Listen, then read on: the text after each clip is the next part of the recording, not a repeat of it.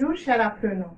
Aujourd'hui, dans notre troisième cours, nous allons étudier ensemble la relation qui existe entre la pensée critique et la pensée créative. Il faut avouer dès le début que nous allons affirmer aujourd'hui qu'il n'existe pas un rapport de conflit entre ces deux genres de la pensée, que ce soit pour la pensée critique et la pensée créative.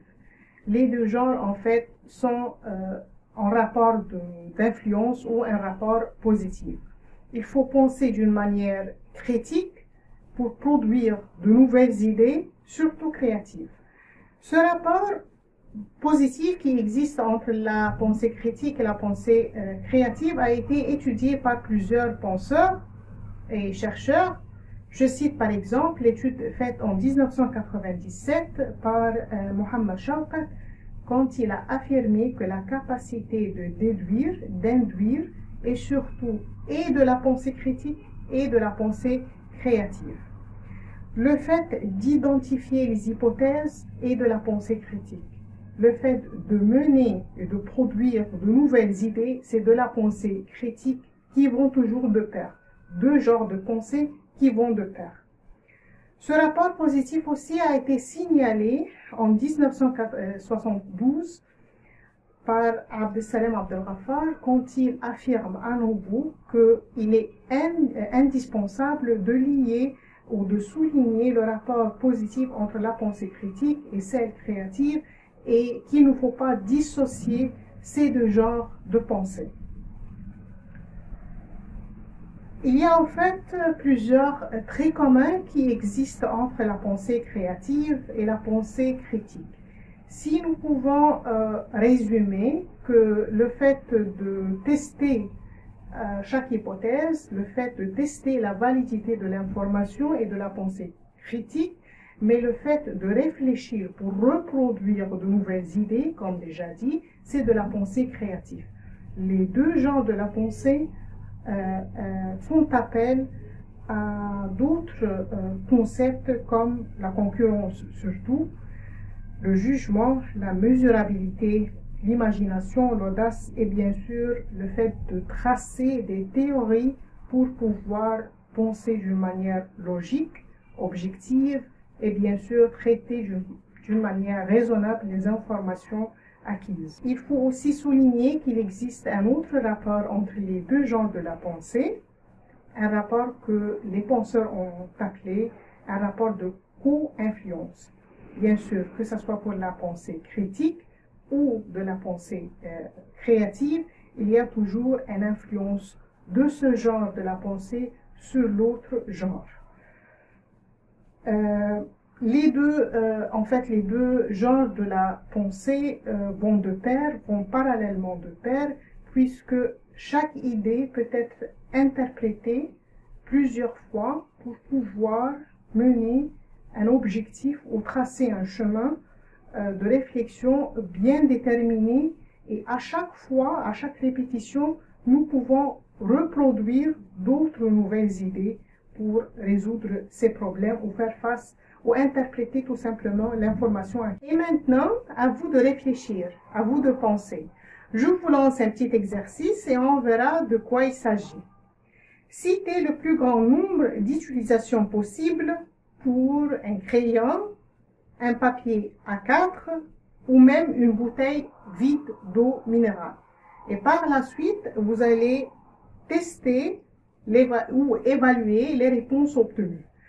En fait, dans cet exercice, il s'agit de reproduire le maximum de réponses d'usage imaginé d'un de ces éléments, prenant par exemple le papier A4. La personne qui va produire une nouvelle solution, une nouvelle utilisation de ce papier A4, c'est la personne qui a mené le maximum de la pensée créative. Alors que la personne qui a essayé de reproduire objectivement un bon usage de ce papier A4 qui convient à tout le monde, c'est la personne qui a essayé de mener le maximum du pensée critique pour obtenir un résultat quelconque ou pour tracer une solution à un problème qui peut croiser tout le monde. Et ça va de soi que ça soit la pensée critique, que ça soit la pensée créative, ils ne sont pas en conflit. Et c'est tout par la suite que nous allons voir les modalités de remédier aux problèmes et leur relation à la pensée critique. Le fait de reproduire des solutions, c'est de la pensée critique. C'est le fait d'essayer de résoudre nos problèmes. Et voilà, il faut affirmer que la personne qui trace un chemin de réflexion pour remédier aux problèmes, c'est la personne qui mène une réflexion critique. Et à chaque fois que cette personne réfléchit pour reproduire de nouvelles idées, de nouvelles interprétations des informations, toujours pour résoudre les problèmes, c'est la personne qui cherche d'employer la pensée créative pour faire face aux problèmes. Il s'agit aussi de citer ou d'étudier ensemble le rapport de co-influence qui était dit ou analysé par plusieurs penseurs en ce qui concerne cette relation de co-influence entre la pensée critique et la pensée créative, toujours pour faire face aux problèmes ou pour remédier aux problèmes. En 1963, Kant affirme que la pensée critique est la capacité à identifier un problème quelconque. Il faut alors former des suppositions, déduire et juger les informations et les hypothèses acquises. Taylor, en 1982, affirme que la pensée critique est indissociable au fait de remédier les problèmes. Ce rapport positif entre la pensée critique et la pensée créative a été étudié ensemble, ensuite par plusieurs penseurs, affirmant qu'à chaque fois l'individu affronte un problème et à chaque fois qu'il forme des hypothèses en vue de résoudre un problème, le voilà menant un chemin de réflexion, menant un chemin d'interprétation, d'inférence et d'autres opérations cognitives, puisque les deux genres de la pensée vont de pair.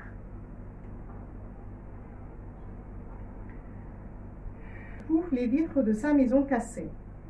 Avant de partir, il avait vu des enfants jouant au ballon devant sa demeure. En route, il a su par la radio la nouvelle qu'il y a eu une explosion devant sa maison.